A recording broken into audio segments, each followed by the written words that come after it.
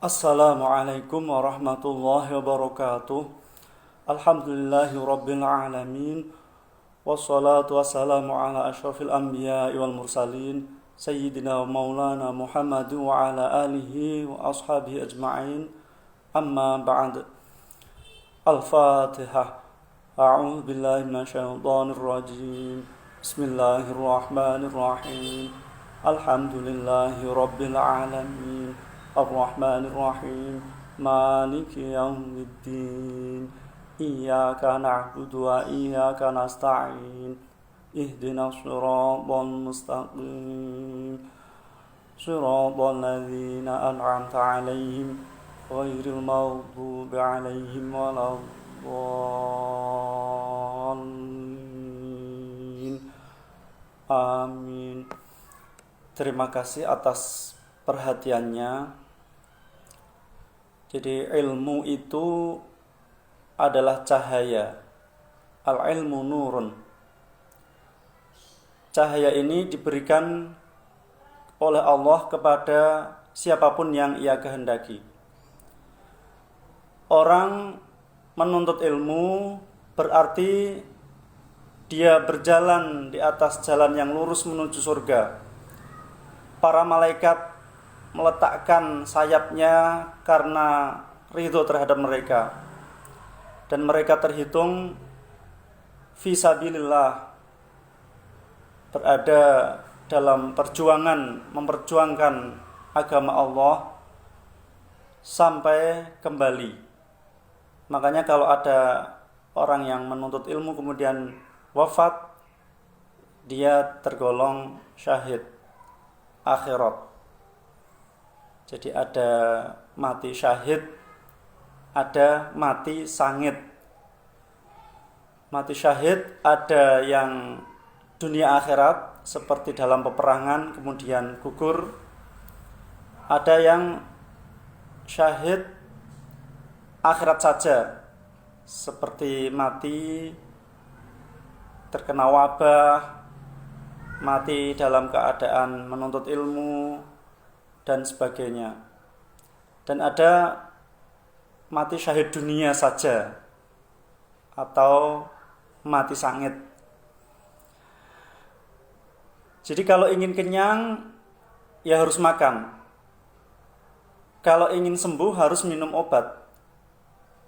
Kalau mau pandai harus mau belajar.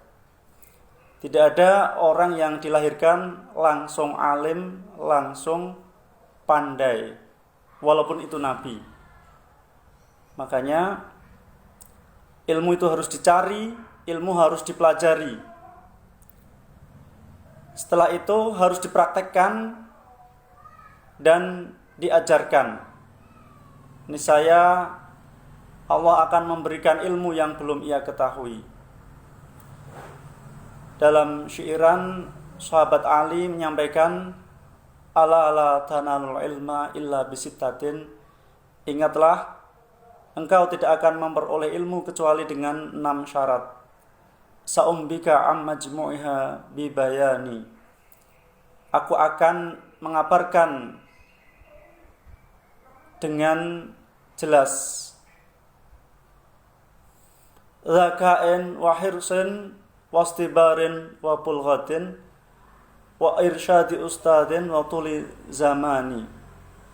Jadi yang pertama harus ada unsur kecerdasan. Akalnya harus berfungsi normal. Kemudian hirsin, harus ada semangat, harus ada greget. Istibarin, harus sabar. Jadi tidak mudah mengeluh, tidak mudah patah arang, patah semangat. Kemudian bulghatin, harus ada bekal, jar basuki mawabeya. Jadi bekal ini bisa berupa uang atau bahan makanan atau peralatan, ya, buku, kitab dan sebagainya.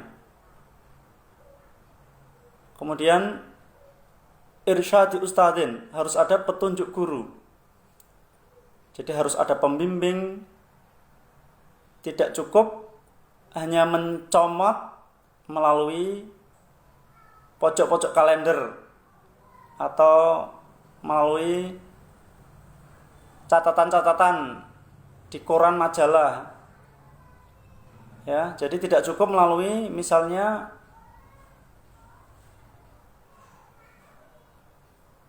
berselancar di dunia maya atau hanya nguping lewat radio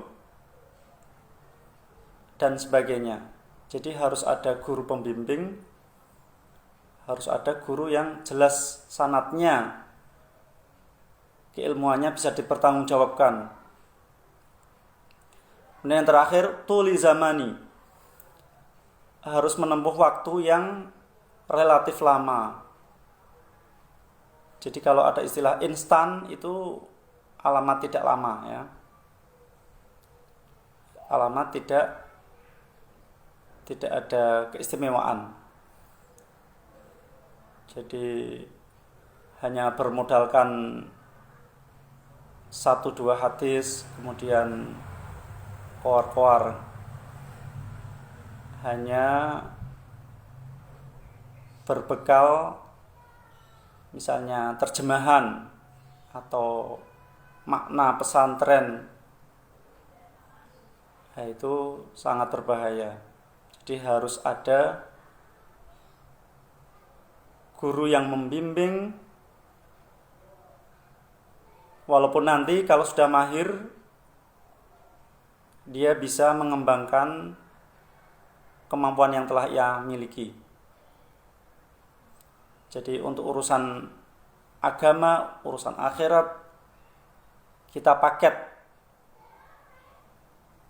dari Allah ke malaikat Jibril, ke Rasulullah, ke para sahabat, para tabi'in, tabi'ut tabi'in, jadi ulama-ulama terus menerus sampai sekarang.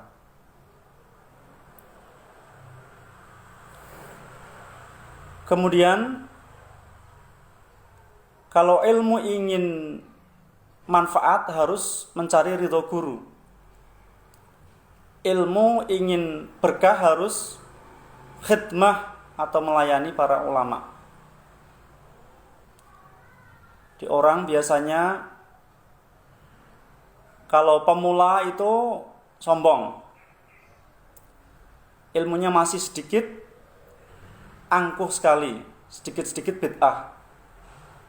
Ini salah, ente kafir, antum syirik. Itu karena air beriak tanda tak dalam.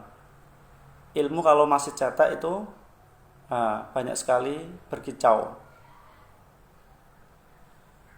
Nanti kalau sudah tahap pertengahan, orang itu akan merunduk, akan tawadhu, bagaikan padi yang semakin lama semakin merunduk.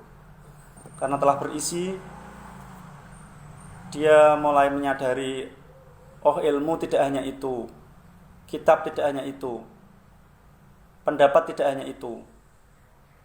Jadi cakrawala semakin luas terbuka. Kemudian kalau sudah mencapai puncak, dia akan menganggap tidak ada apa-apanya, bukan siapa-siapa. Jadi hakikatnya ilmunya hanya setetes dari lautan ilmu Allah yang tak bertepi. Jadi pengalamannya hanya sedikit dibanding apa yang ada di Lauhul Mahfuz lengkap dan sebagainya. Kita lanjutkan. A'udzu billahi minasyaitonir rajim. Bismillahirrahmanirrahim. Wa idza qila lahum ittaqu ma baina aydikum wa ma khalfakum la'allakum turhamun. Wa idza qila lanalikane diucapake lahum maring nas apa ittaqu wedya sira kabeh ma ing barang baina aydikum kang ing dalam antaraning ngarep sira kabeh wa malan barang khalfakum kang ing dalam mburi sira kabeh la'allakum menawa-menawa sira kabeh iku turhamuna diwelasi sira kabeh Jadi jika dikatakan kepada manusia, takutlah apa yang di hadapan kalian dan di belakang kalian, agar kalian dirahmati, dikasih sayangi oleh Allah. Jadi sebagian menafsirkan maksudnya yang ada di depan adalah dunia. Jadi harus waspada, dunia itu menipu. Dunia itu sementara. Kemudian yang di belakang adalah akhirat. Di akhirat itu ada azab, ada pembalasan. Kemudian ada yang mengatakan maksudnya yang di depan itu apa saja yang telah menimpa umat-umat terdahulu.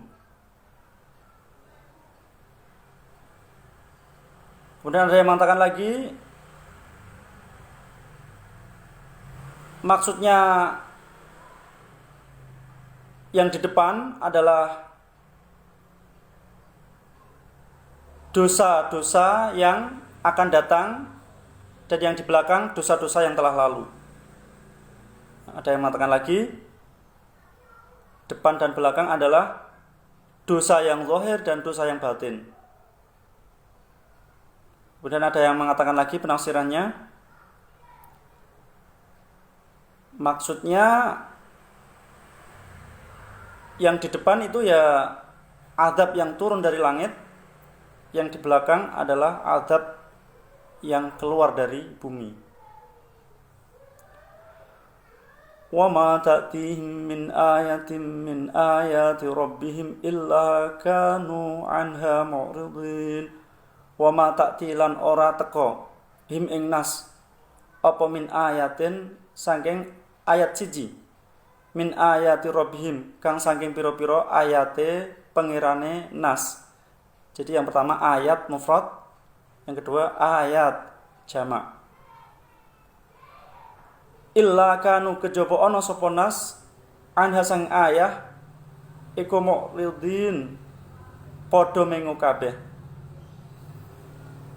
Jadi kalau datang tanda-tanda kebesaran Allah, kalau datang ayat-ayat yang disampaikan kepada Rasul, mereka justru berpaling. Jadi diutusnya Nabi Muhammad mereka tidak percaya, diturunkannya Al-Quran mereka ingkar, kemudian diberitahukan nasibnya kelak di akhirat mereka membantah dan sebagainya. Jadi manusia itu memang aneh. Manusia itu seharusnya mau menerima sami'na wa ata'na. Jadi jangan sampai seakan-akan menerima tapi sebenarnya dia menolak. Sami'na wa asaina. Jadi mau mendengar tapi tidak mau mentaati, justru mendurhakai. Nggih ora kepanggih. Sing bener sendika dawuh. Jadi orang yang taat kepada ulama, taat kepada umara, itu baik. Itu mencerminkan dia taat kepada Rasulullah, berarti otomatis juga taat kepada Allah Subhanahu wa ta'ala. Sekian, kurang lebihnya mohon maaf. Wallahul muwaffiq ila aqwamit thoriq. Wassalamualaikum warahmatullahi wabarakatuh.